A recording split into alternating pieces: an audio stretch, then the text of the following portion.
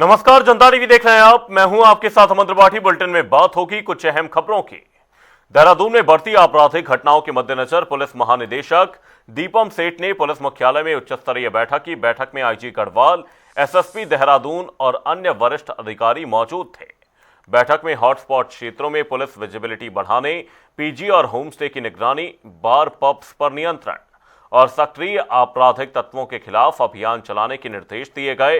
DGP ने अधिकारियों को सतर्क और जवाबदेह रहकर आमजन की सुरक्षा सुनिश्चित करने को कहा। यह पहल ऑपरेशन प्रहार के तहत की जा रही है।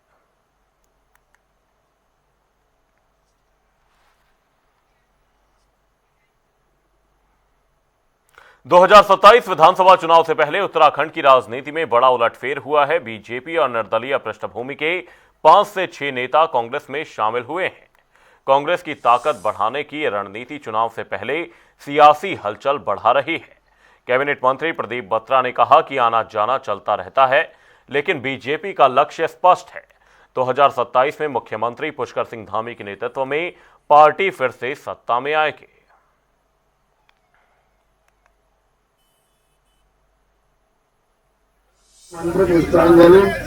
तो ये सभी चलता रहता है, आना जाना। सोचता हूँ कि जिसका जहाँ मन कर रहा है वो जा रहा है। और 2027 का लक्ष्य हमारा निर्धारित है।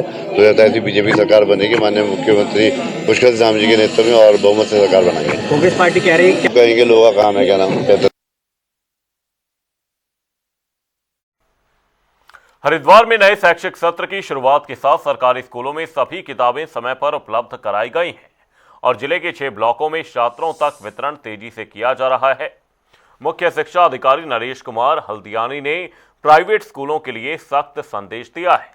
उन्होंने स्पष्ट किया कि किसी भी प्रकार की मनमानी फीस, बिल्डिंग फंड या छिपी हुई चार्जिंग बर्दाश्त नहीं की जाएगी। इसके साथ ही छात्रों और अभिभावकों को राहत देते हुए कहा कि नया बुक सेट खरीदना अनिवार्य नहीं है। छात्र पुरानी किताबों से भी पढ़ाई जारी रख सकते हैं।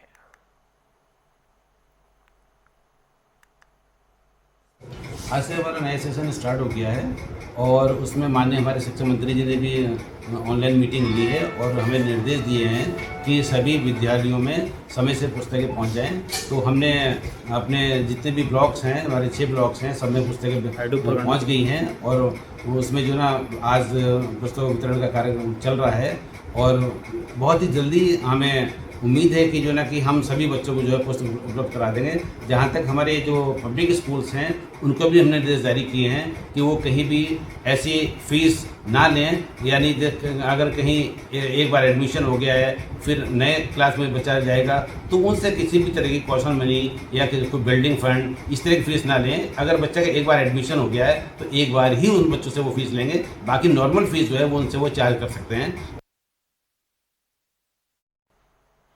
उत्तराखंड में एलपीजी की आपूर्ति को लेकर स्थिति पूरी तरह से नियंत्रित और सुरक्षित है। खाद्य एवं नागरिक आपूर्ति मंत्री रेखा आर्या ने देहरादून में समीक्षा बैठक के बाद स्पष्ट किया कि प्रदेश में कहीं भी गैस की कमी नहीं है और पर्याप्त स्टॉक हर समय उपलब्ध है। उन्होंने अधिकारियों को निर्देशित किया कि ये 24 घंटे अलर्ट मोड में रहे और सभी घरेलू उपभोक्ताओं तक होम डिलीवरी सुनिश्चित करें। हमारे यहाँ घरेलू गैस के जो कनेक्शंस हैं वो लगभग 35,55,559 हैं और हमारे जो व्यावसायिक गैस कनेक्शंस हैं वो 60,976 करीब हमारे गैस कनेक्शन हैं।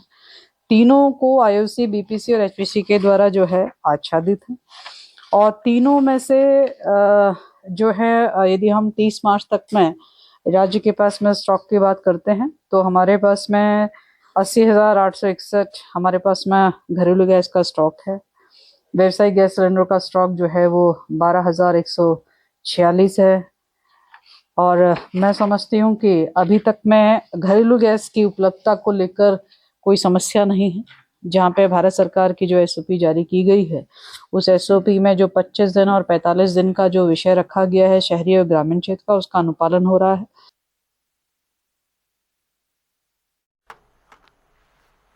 विश्व प्रसिद्ध चारधाम यात्रा 2026 की शुरुआत 19 अप्रैल से होने जा रही है। यात्रियों की सुविधा और सुरक्षा के लिए हेलीकॉप्टर टिकट आईआरसीटीसी की आधिकारिक वेबसाइट के माध्यम से ही बुक किए जाएंगे।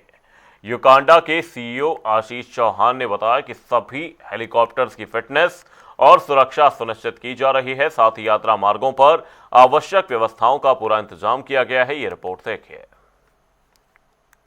19 अप्रैल से चारधाम विश्व प्रसिद्ध चारधाम यात्रा की शुरुआत हो रही है। वहीं चारधाम यात्रा की शुरुआत से पहले हमारे साथ हैं यूकाडा के सीईओ आशीष चौहान। सर, सबसे पहली बात, जो चारधाम यात्रा की रीढ़ कही जाए, जहां से लोग श्रद्धालु जो पैदल नहीं चल सकते वो हेली सेवा का उपयोग करते हैं, इस हेली सेवा की शुरुआत कब से हो रही है और किस तरीके से रजिस्ट्रेशन किया जाएगा?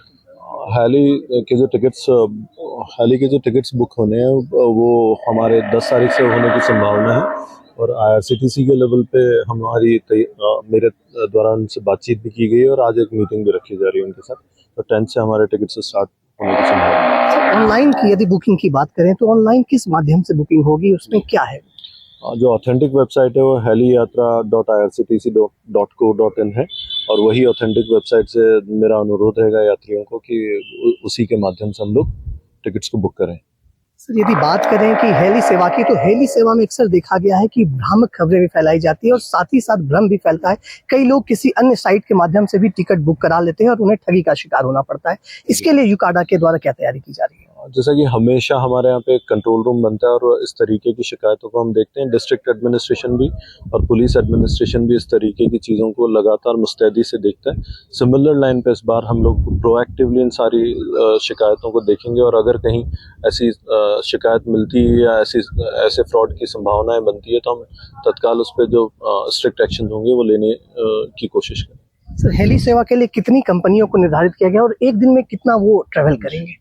जी, हमारी 8 सेक्टर्स के लिए 8 कंपनियां भी पैनल्ड हुई हैं, टेंडर में शॉर्टलिस्ट हुई हैं और इन्हीं के माध्यम से हमारे जो शटल्स होंगी, DGCA के द्वारा शटल्स का नंबर सेक्टर वाइज हमें बताया जा चुका है, मैक्सिमम जो शटल कितनी हो सकती हैं। तो उसी लाइन पे लास्ट ईयर हमारी 9 कंपनीज ने 184 शटल्स किए थे सेकंड सीजन में। तो कमोबेश उतने ही हमारे 8 कंपनीज के जो होने हैं वो शटल लगभग उसी के आसपास रहेगी और स्ट्रिक्टली मॉनिटर किया जा रहेगा कि कोई वायलेशन ना हो। हेली दुर्घटना भी एक महत्वपूर्ण कारक है। आखिर हेली दुर्घटना जो हो जाती है, इसको रोकथाम के लिए आप लोग क्या कर रहे हैं? इसको लगातार माननीय मुख्यमंत्री जी के निर्देश भी रहे हैं और सेंट्रल गवर्नमेंट में DGCA, airport authority of India और मिनिस्ट्री ऑफ सिविल एविएशन इसे लगातार देख रहा है और उनके द्वारा जो हमें इंस्ट्रक्शंस दिए गए हैं उन्होंने कॉन्टिन्यूसली फॉलो कर रहे हैं। और इसी के क्रम में जो मौसम की सटीक जानकारी के लिए वो सीलोमीटर इस बार लगाए जाने, PTZ कैमरा पिछली बार लगा दिए गए थे, उनका नंबर हम लोग बढ़ाने वाले हैं। VHF सेट भी घाटी में हमारे लोग तैनात रहेंगे तो VHF सेट के माध्यम से बदलते मौसम की सूचना देने के लिए इस बार 3 और VHF सेट नए लगाए जाने। और इसके अलावा अगर हम बात करें तो हमारा जो इंटीग्रेटेड कंट्रोल रूम है सिरसी और सहस्त्रधारा, यहाँ पे DGCA, airport authority of India और मौसम विज्ञानी बैठेंगे और हम लोग 2 नए ATCs भी केदारनाथ जी और बद्रीनाथ जी में स्टार्ट करने वाले हैं। तो इस तरीके से मल्टीपल जगह पे सर्विलांस भी होगी और ग्राउंड हैंडलिंग को भी हम कॉमन ग्राउंड हैंडलिंग करवाने वाले हैं जिससे कि हेलीपैड पे किसी किस्म की दुर्घटना ना हो और क्राउड को बेटर तरीके से कंट्रोल किया जाए। प्राइस को लेकर के, हेली प्राइस को लेकर के क्या कुछ बदलाव लाया गया है इस बार? जो टेंडर में हमें रेट्स मिले हैं 2 सेक्टर में थोड़ा बढ़ा है प्राइस हमारा, फाटा और गुप्तकाशी में माइनर सा इंक्रीज है और सिरसी में सब्सटेंशियल डिक्रीज। सर, मेरा अंतिम प्रश्न है कि बद्रीनाथ में भी हेली सेवा की शुरुआत होनी है, वहाँ पर किस रूप में इसको आप देखते हैं और क्या तैयारियां की गई? बद्रीनाथ जी के लिए हम लोगों ने इस बार एक नवीन जो सेक्टर खोला है उसमें मेरा ये कहना है कि उसका टेंडर पहले हो चुका था गौचर बद्रीनाथ जी का और अभी हम लोगों के लिए एक नया फीचर रहेगा और जिन यात्रियों को उस रेट्स ऑलरेडी डिसाइडेड हैं तो जो ऑपरेटर है उसके रेट पे वो फ्लाई कर सकेंगे। जी, बतौर यूकाडा CEO आप जनता से क्या अपील कर रहे हैं इस बार चारधाम यात्रा को लेकर? मेरा यही रिक्वेस्ट रहेगा कि वो लगातार अपने जो फेक किस्म की जो स्थितियां बनती हैं या फेक टिकट वाली चीज़ों को अवॉइड करें और ऑथेंटिक वेबसाइट से ही अपने टिकट्स लें और यदि कहीं पे कोई ब्लैक मार्केटिंग की या मिसबिहेविंग की कोई कंप्लेन आती है तो हम उसको सख्ती से देखेंगे। तो हमारे साथ यूकाडा के CEO आशीष चौहान ने स्पष्ट रूप से कहा कि इस बार जो चारधाम की यात्रा में हेली सेवा की शुरुआत की जाएगी वो पूरी तरीके से सुरक्षित रहेगी। और साथ ही साथ उन्होंने लोगों से, आने वाले श्रद्धालुओं से यह अपील भी की कि वे जब भी आएँ तो ऑथेंटिक वेबसाइट से ही टिकट की बुकिंग कराएं, अन्यथा वो ठगी का शिकार हो जाएंगे। और यदि किन्हीं के साथ ऐसी अप्रिय घटना होती है तो वो तुरंत इसकी शिकायत करें, जिसकी तुरंत कार्रवाई की जाएगी। कैमरा पर्सन अनूप भट्ट के साथ मैं यशराज आनंद, जनता टीवी, देहरादून। मसूरी में अखिल भारतीय ट्रेड यूनियन कांग्रेस से जुड़े मजदूर संगठनों ने केंद्र और 4 श्रम कानूनों के खिलाफ जोरदार प्रदर्शन किया। काला दिवस के अवसर पर मजदूरों ने पिक्चर पैलेस चौक पर एकत्रित होकर जमकर नारेबाजी की। होटल, स्कूल, दुकानों और चाय बागानों में मजदूरों को महंगाई भत्ता देने, न्यूनतम मजदूरी 1500 रुपए प्रतिदिन तय करने और रिक्शा चालकों के पुनर्वास जैसी मांगे रखी। साथ ही चेतावनी दी कि यदि मांगे नहीं मानी गई तो 1 जून से अनिश्चितकालीन हड़ताल की जाएगी।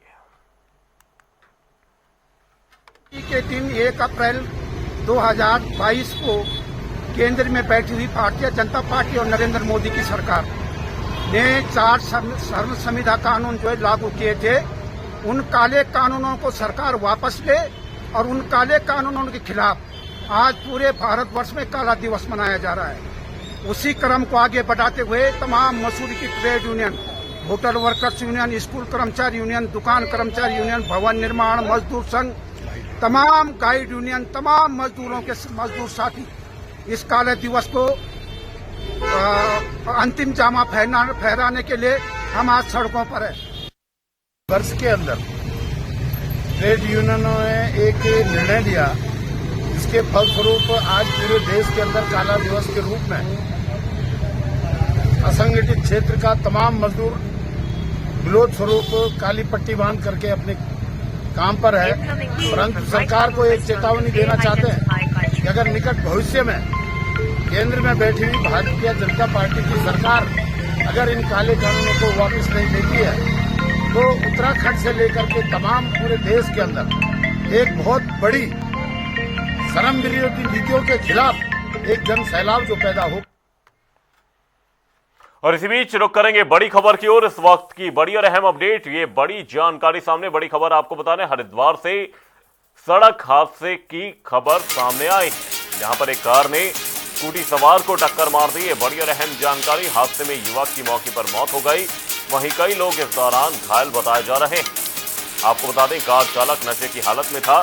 पुलिस ने चालक समेत 3 लोगों को गिरफ्तार किया है।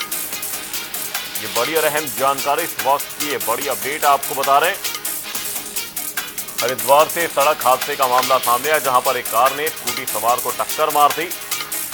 वहीं हादसे में युवक की मौके पर मौत हो गई, साथ ही कई लोग इस दौरान घायल बताए जा रहे हैं।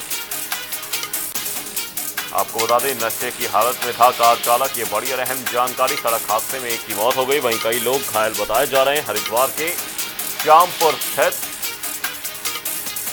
इलाके से ये पूरा मामला सामने आया। कार ने स्कूटी सवार को टक्कर मार दी।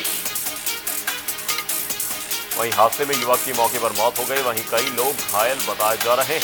आपको बता दें, कार चालक नशे की हालत में था। पुलिस ने चालक समेत 3 लोगों को गिरफ्तार कर लिया है।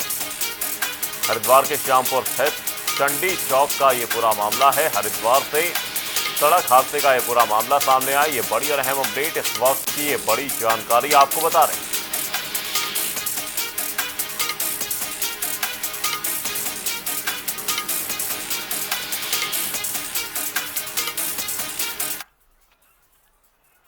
हरिद्वार में कला शिक्षक मंच ने सेवानिवृत्त शिक्षकों के सम्मान में भव्य समारोह का आयोजन किया। मुख्य शिक्षा अधिकारी नरेश हल्दियानी ने कार्यक्रम का शुभारंभ किया। इस दौरान मंच के पदाधिकारियों ने शिक्षकों को शॉल, स्मृति चिन्ह और पुष्पगुच्छ भेंट कर सम्मानित किया। शिक्षा में वर्षों तक समर्पित सेवाएं देने वाले शिक्षकों के योगदान को सराहना और नई पीढ़ी को प्रेरित भी किया गया। आज जो है यहाँ हमारे जिले का जो कला शिक्षक मंच है, इसके द्वारा जो हमारे इस साल में रिटायर्ड टीचर्स हैं, प्रधानाचार्य हैं, उनको सम्मानित किया जा रहा है। हमारे इस समय 32 टीचर हैं और 8 हमारे प्रधानाचार्य हैं, ये रिटायर्ड हुए हैं 31 मार्च को, और आज उनका सम्मान समारोह है, तो उनको सम्मानित किया जा रहा है। आज का ये बहुत ही भावुक पल है कि ये इतने हमारे टीचर्स और प्रधानाचार्य रिटायर होकर के अपनी पूर्ण सेवा करने के बाद में हम अपनी सेवा करके और बहुत ही अच्छे ढंग से अपने कार्य को सेवानिवृत्त हो गए। समारोह में हम लोग उपस्थित हुए हैं। कला शिक्षक मंच की ओर से हमें सम्मानित करने के लिए हमें आमंत्रित किया गया है। इसके लिए मैं कला शिक्षक मंच का तहे दिल से मैं शुक्रिया अदा करती हूँ। और आज जो मैं रिटायर हुई हूँ इसके लिए मैं अपने को बहुत भाग्यशाली मानती हूँ, क्योंकि हमें जो भगवान ने जिस पद जो हमें कार्य दिया था उसमें आपने बहुत ही कहेंगे दिल से और सच्चे मन से हमने उसको अपने कार्यकाल को पूरा किया है। शक्ति फार्म में नशे के बढ़ते प्रकोप के खिलाफ स्थानीय जनप्रतिनिधि और बैकुंठपुर की महिलाओं ने पुलिस चौकी पहुंचकर ज्ञापन सौंपा। ग्रामीणों और महिलाओं ने स्मैक और कच्ची शराब के अवैध कारोबार पर रोक लगाने की मांग उठाई। चौकी इंचार्ज ललित चौधरी ने आश्वासन दिया कि नशे के कारोबार और सेवन में लिप्त पाए जाने वालों के खिलाफ कड़ी कार्रवाई होगी और साथ ही उन्होंने लोगों से अपील की कि नशे से संबंधित किसी भी जानकारी को तुरंत पुलिस तक पहुंचाएं। महिलाएं क्षेत्र को नशा मुक्त बनाने और युवा पीढ़ी की सुरक्षा के लिए सख्त कदम उठाने की मांग पर अड़ी हैं।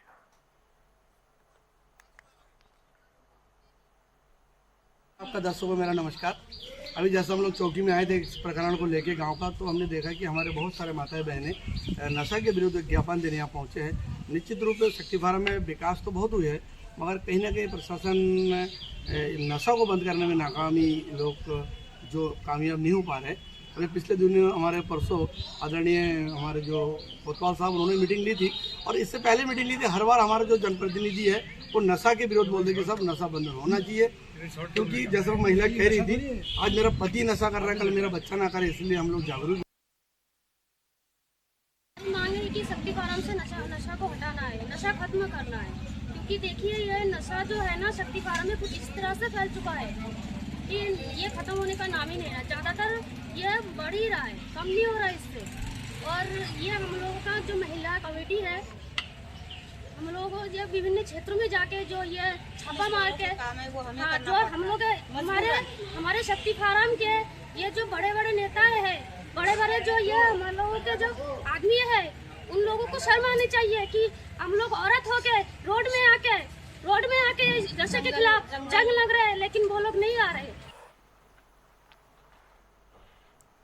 आगामी 19 अप्रैल से चारधाम यात्रा शुरू होने वाली है और 10 अप्रैल तक हेली सेवा की ऑनलाइन टिकट बुकिंग की संभावना है।